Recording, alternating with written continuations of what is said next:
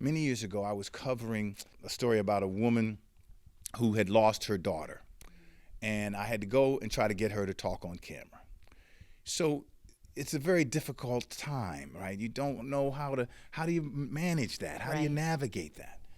So what I did was I told my cameraman, at the time you had actual camera people who would come with you and shoot the story for you, and I'd do it myself, and had him wait in the car.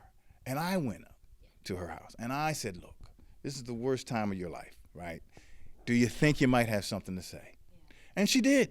She invited us in. Now, if I had showed up there with the cameraman rolling and doing all that, then she wouldn't have wanted to do it. Right. Or she might not have. Right. So it's just how you treat people makes so much difference. Yeah.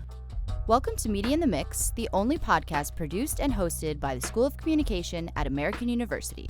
Join us as we create a safe space to explore topics and communication at the intersection of social justice, tech, innovation, and pop culture. All right, welcome back to Media in the Mix. We are joined again by Derek McGinty. If you don't know, our third episode, it was called Our Time to Give Back. We had Derek on virtually, so we only got to do an audio episode only. Now we're a video episode in the studio. So thank you, Derek, for coming back to Media in the Mix. It is my pleasure to be here. Thank you. And by the way, your episode was one of our top 15 episodes, actually. So we touched on a lot of things. We talked about journalism and your time at SOC and giving back and the mentorship program. How many episodes have you done? At this point, we have like 70. Okay, so I'm in the top 15? Yes, but that counts our older episodes before I joined this job. But to be fair, it's still top 15. So I'll take it. Yeah, it counts. It counts. We touched on a lot of things. We talked about the mentorship program. We talked about being a mentor, giving back. In addition as well, I'll link our first episode that we did together in the description. So if you haven't gotten a chance to listen to it, it's really great. You can go ahead and listen to that before this one. But just to remind everyone, so Derek, you're an award-winning journalist, commentator, interviewer. But can you remind everyone just a little bit of your time at AUSOC? Well, I came here, I was in the class of 1981. So it gets longer and longer. The time ago, I guess as time goes on. I came to AU. It was the only school I applied to. I came to AU because my father said Willard Scott went here. Do you know who Willard Scott was? No.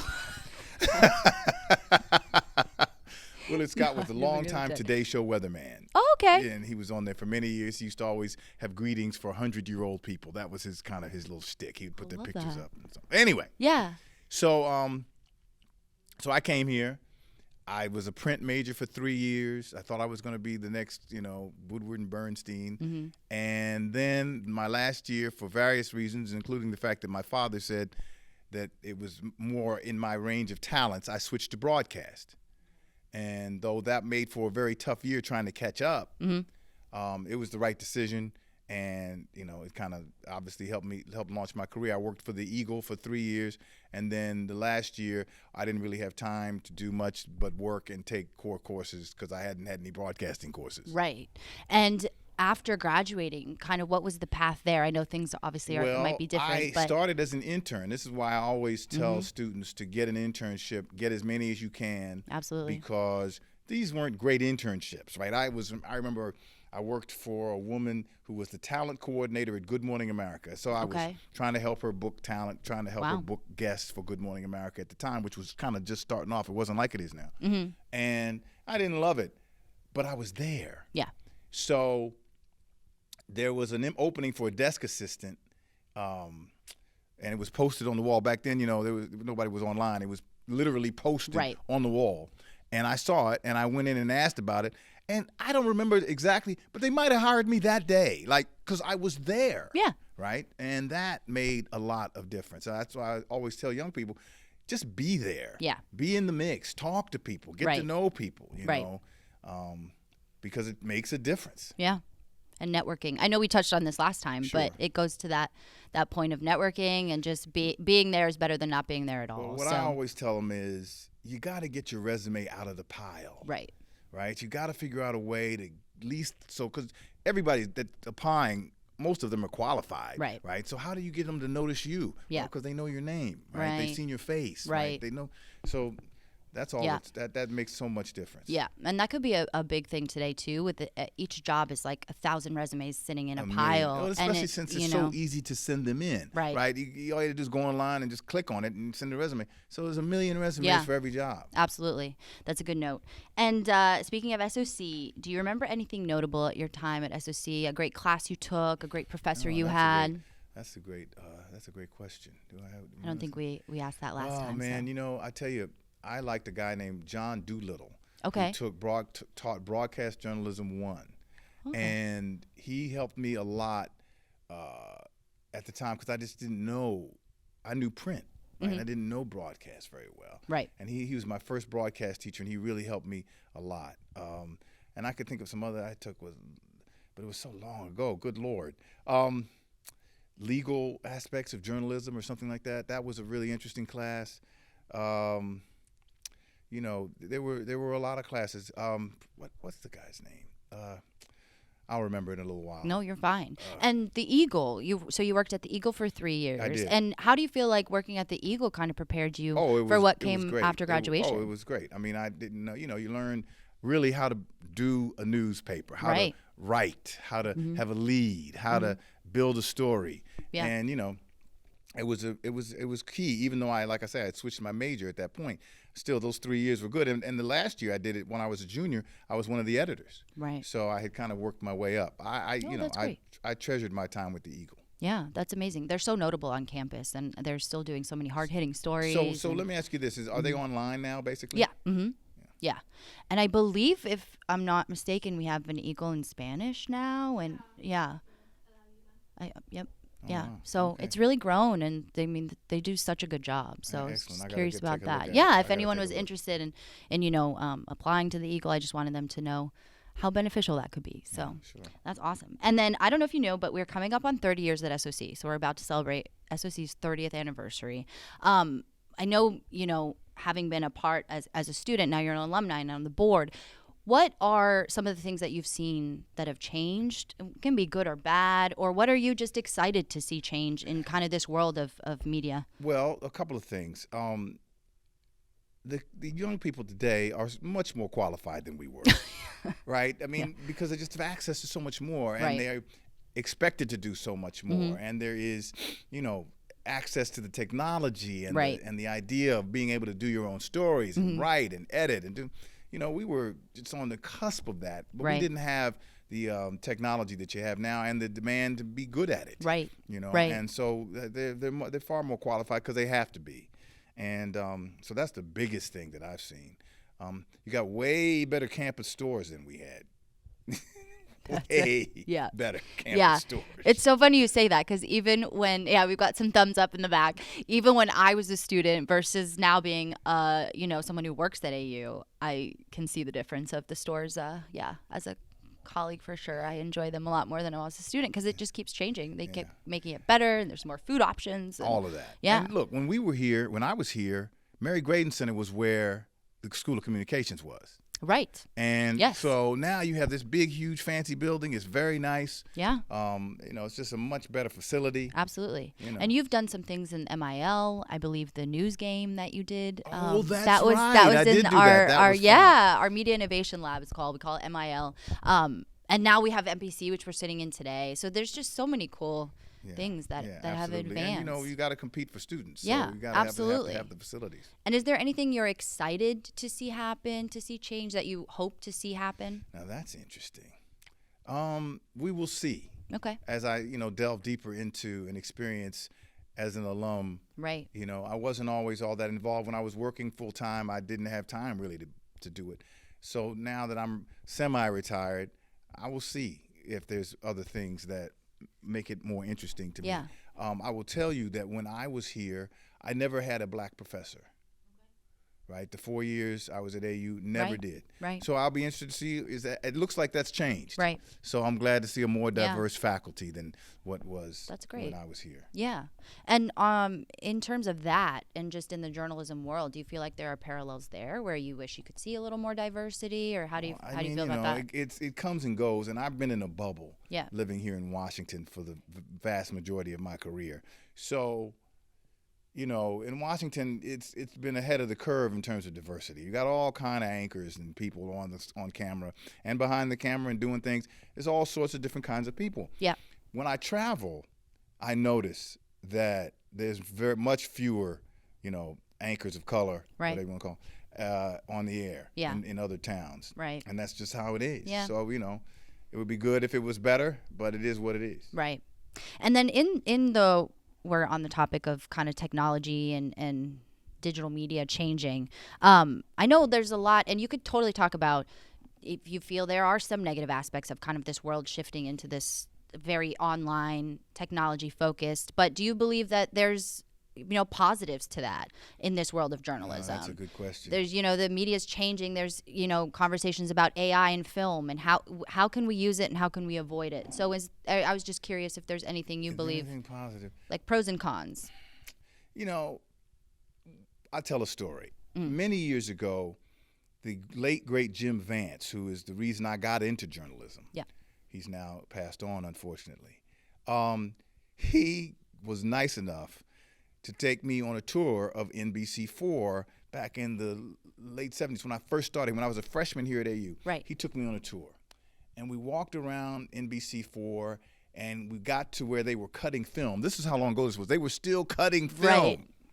And he said, you know, they're changing over to videotape. I don't know if I like it. It's going to cost guys jobs. Yeah. Right?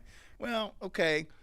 Yeah, but the fact is that's why they used to say film at 11, right? Because the film wouldn't be developed until later on. Yeah. You couldn't even. So the fact that you went to videotape, Right. that was a huge leap forward. Right. Right. So my point being that a lot of the changes are going to seem unsettling at first. Right.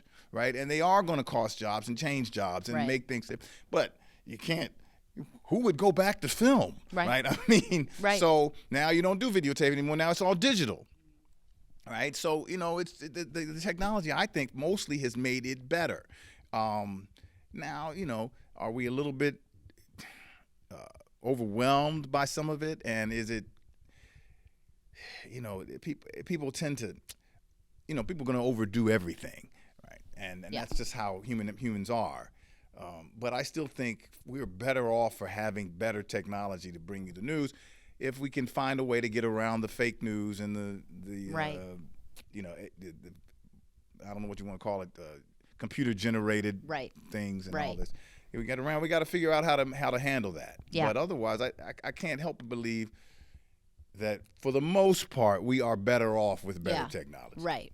It's almost like the everyday person has to act like a journalist in terms of fact checking and just kind of put that responsibility on yourself to kind of sift through the information that you're getting. I was reading something about this the other day, and one online blogger type said, look, what I do is make sure I read and listen to people I disagree with, because that will force me to get out of my bubble. And the problem is, it's funny, I actually am kind of a TikTok fan. So I'll be on TikTok looking at videos. But I only look at comedy videos, right? That's all I look at. So that's all I get. Yeah. Right? Yeah. Right. So, and that's the problem.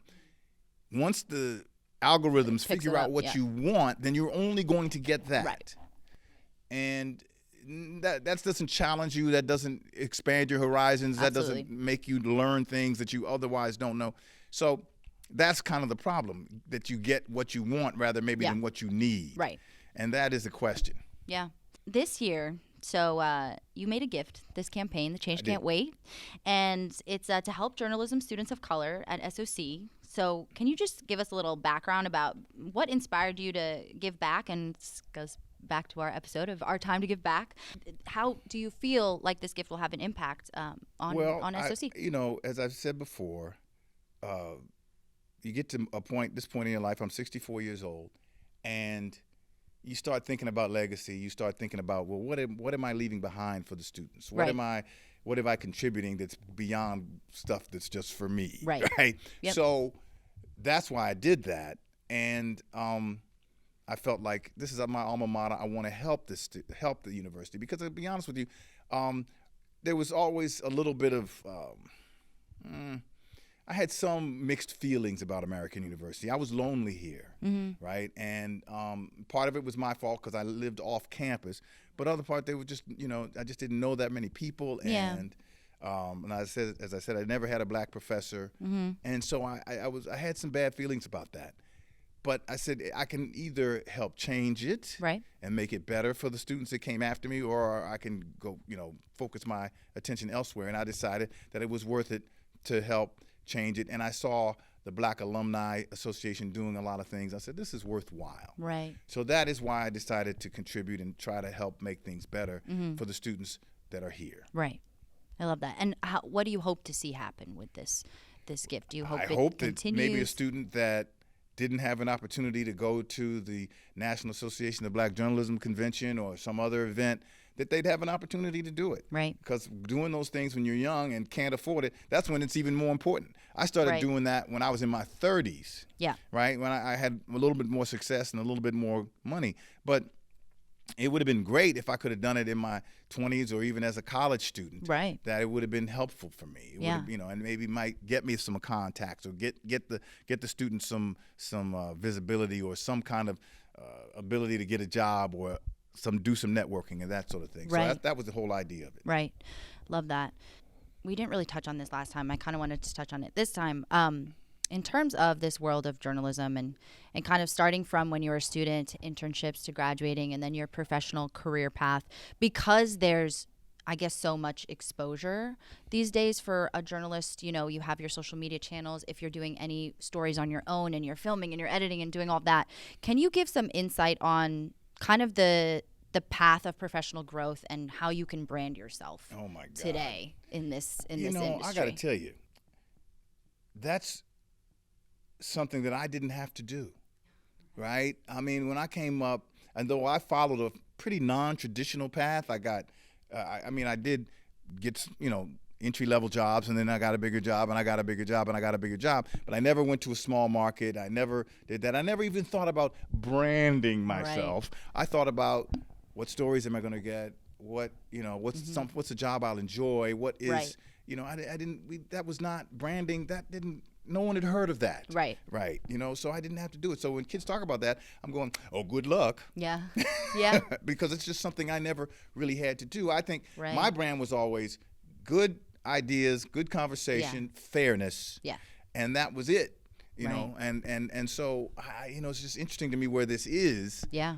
I can't really contribute much to it because I never didn't have to do it. Well, do you think some of it might have to do with just kind of how you carry yourself as a person? Do you think like the way you work in the workplace kind of translates to how you're going to be in terms of like brand? Well, self-branding rather. Look, how you treat people, how you deal with people. Yeah. That is to me, that is your brand, right? So, for example, many years ago, I was covering a story about a woman who had lost her daughter, and I had to go and try to get her to talk on camera. So, it's a very difficult time, right? You don't know how do you manage that? How do you navigate that? So what I did was I told my cameraman, at the time you had actual camera people who would come with you and shoot the story for you, and I had to do it myself, and had him wait in the car. And I went up to her house, and I said, look, this is the worst time of your life, right? Do you think you might have something to say? Yeah. And she did. Yeah. She invited us in. Now, if I had showed up there with the cameraman rolling and doing all that, then she wouldn't have wanted to do it. Right. Or she might not have. Right. So it's just how you treat people makes so much difference. Yeah. Can you actually speak a little more to that in terms of kind of covering something that might be tragic or difficult for somebody else? That was a great little tip of just don't bombard. Right. But do you have any other tips? Because I know people going through the journalism deals with a lot. It is a lot. And today, people are so used to being on camera and talking and so forth. I think it's actually easier than it was. That's true, yeah. Many years ago, there was a murder in D.C.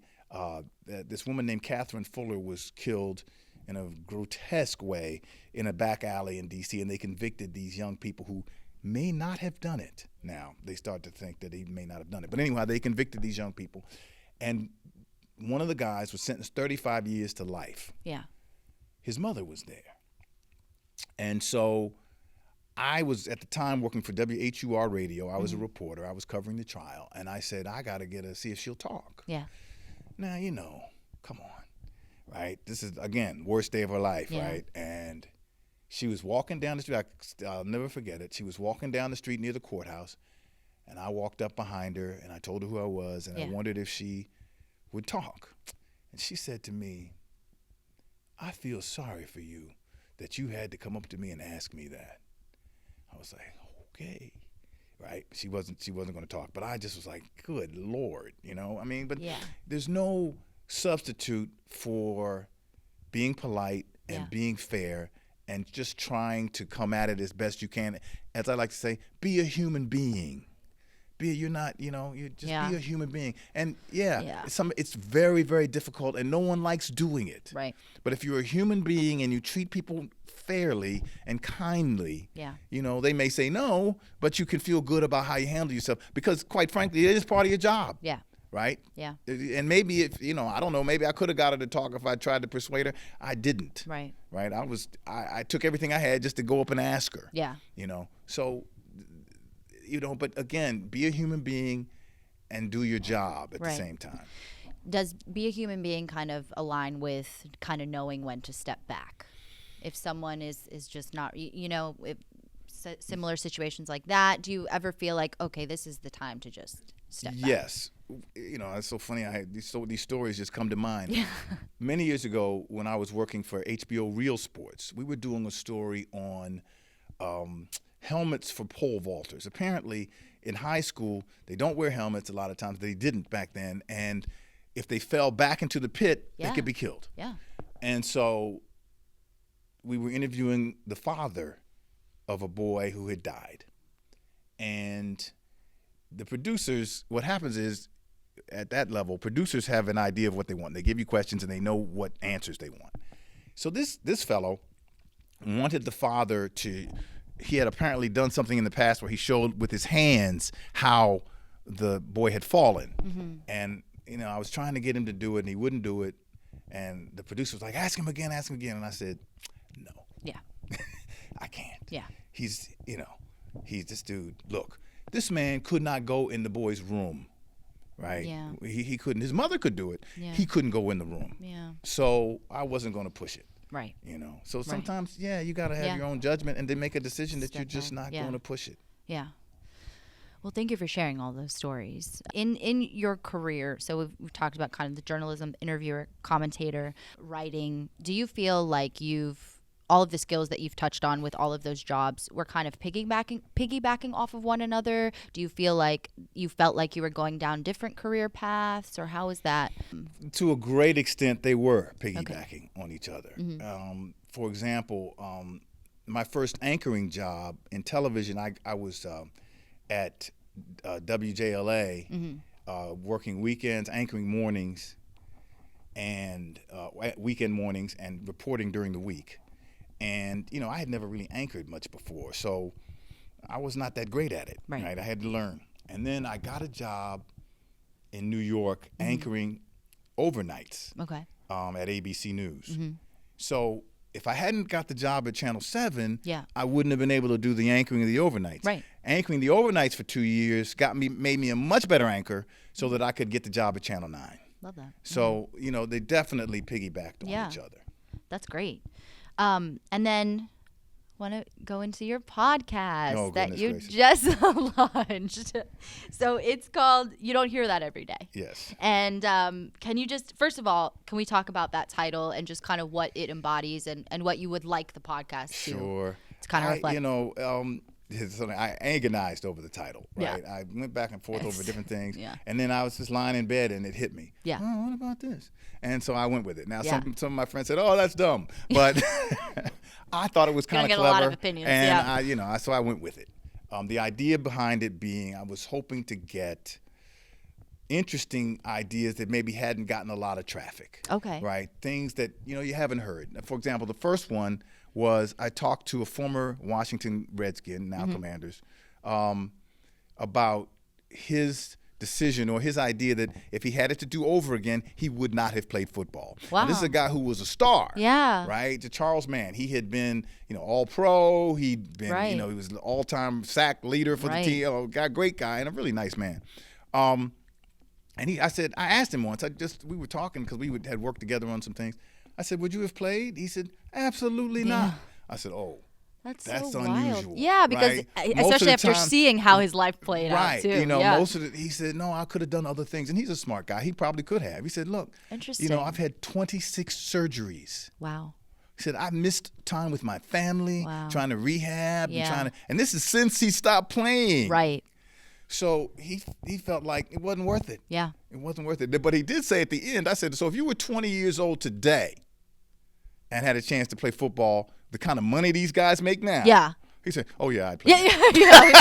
Yeah, nowadays it's so much more than the playing. It's the sponsorships. Well, right. But he said, I would play. But he said, look, we played hurt. We did all these things. And guys now, he said, if I had a hangnail, I'd be sitting out. Wow. He said, it's a different day. Yeah. So I thought it was very interesting. And that gave me the idea. Yeah. Now that I'm trying to put the podcast out, I am finding it very difficult to reach people. Yeah. You can't. It used to be if you saw somebody had a byline, you could just call them. I know. Now you can't call them. They're not around. I'm like, wow, this is really tough. What has happened? Yeah.